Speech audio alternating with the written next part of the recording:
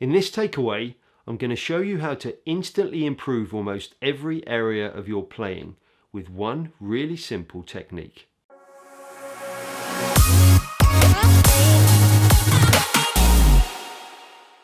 Hi, Paul here from Trumpet Takeaway, helping you do more on the trumpet. This channel is very much for players who play for fun. You can take away tips, techniques, as well as get help, advice and information on loads of fantastic trumpet related stuff. So you'll not only play better, but you can enjoy it more too. If this is your first time here, then please consider subscribing. If you're back for more, then why not get involved this time? Leave me a question or a comment. It's really important that we get the content just right for you. Okay, let's get into the takeaway. So this technique is a magical little technique. It's one of my favorites because it can instantly improve everything that you do. All the basic techniques that we're always trying to improve on, this can clean them up in an instant.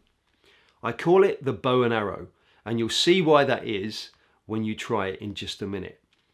It's also what I call a lock and breathe technique. So this is what you do. Sit up nice and straight, tense your tummy muscles. That's the lock. That's where you lock your tummy muscles. Then you breathe. Keeping your tummy muscles locked all the time.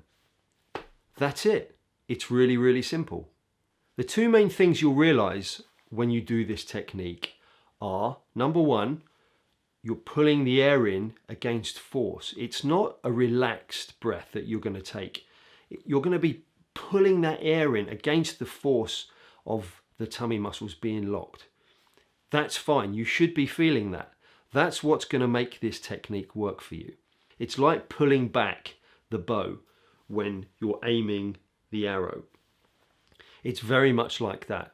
If you take an elastic band, for instance, and pull the elastic band, it's the same thing. It's that kind of locking here.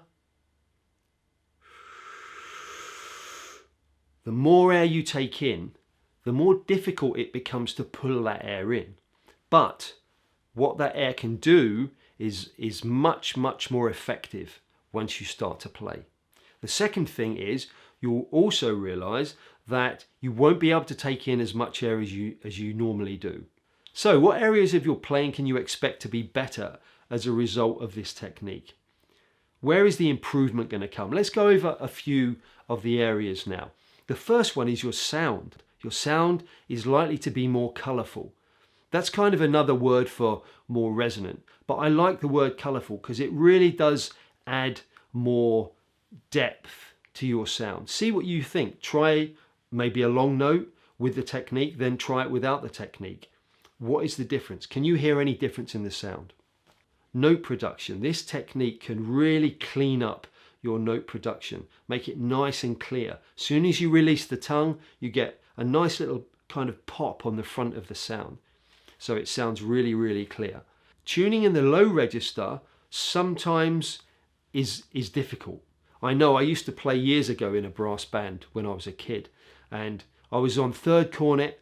I used to love playing the low notes, but sometimes the sound dips just a little bit because the foundation isn't there for the note. But this technique, it gives you that foundation and just kind of lifts that up a little bit. So listen out for that as well.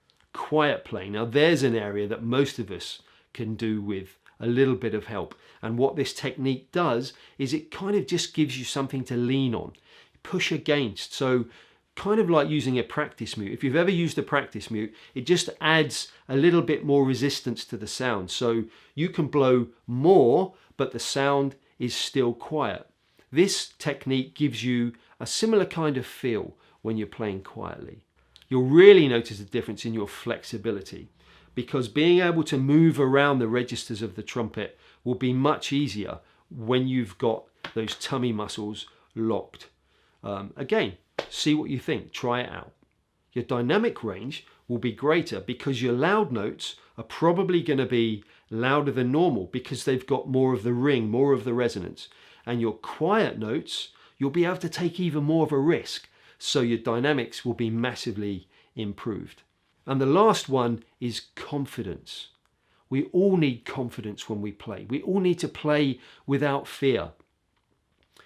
This technique just, again, gives you something to lean against. It's kind of your friend when you're in a situation that you might feel a little bit nervous about or anxious about, especially if you're doing an exam or you're playing in a band and you've got a really important solo to play. You can rely on this technique, especially once you've got used to it. Now you know what the technique can do for you, you need to know how to practice it. And there are a few ways that you can practice it away from the trumpet. It's a good way to start this because you can set some new habits. You can introduce the techniques and the sensations, the feel, without having the trumpet in your hand.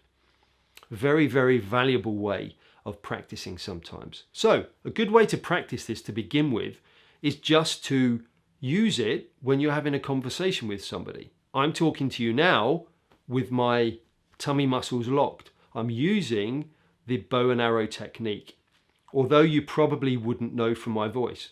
So if you use it in conversation, does the person you're talking to know that you're doing anything different? If they don't, then you know you've got it under control. I think the hardest part that some people find is the change between breathing in and blowing out. It's just that point where you change at the top, that transition.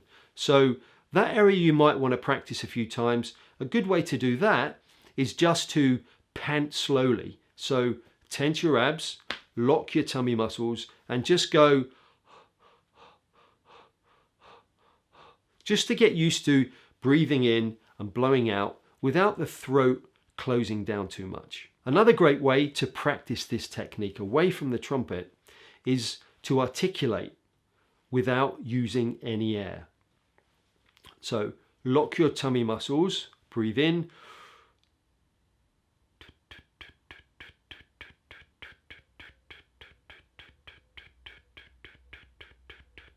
keeping them locked all the time. Just get used to the action of the tongue, articulating the way that it does when you play, keeping the throat relaxed, keeping the tummy muscles locked, and allowing the tongue to release that small amount of air. So that's the technique. You don't have to use it all the time. Work out what works for you and what doesn't work for you. Dip in and out of it. It's absolutely fine to do that. There are loads and loads of other techniques to use to help you to play better. This is just one of them. But I love this one because it's a real all-in-one technique and it's a great place to start. So I hope you've enjoyed the takeaway. Just to recap, so your sound will be more vibrant and more colourful.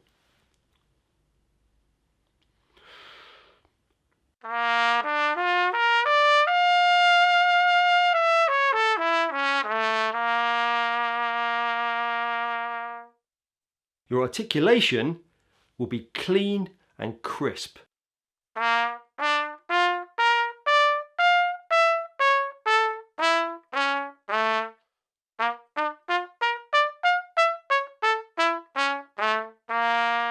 And your flexibility, well, anything's possible. See you next time.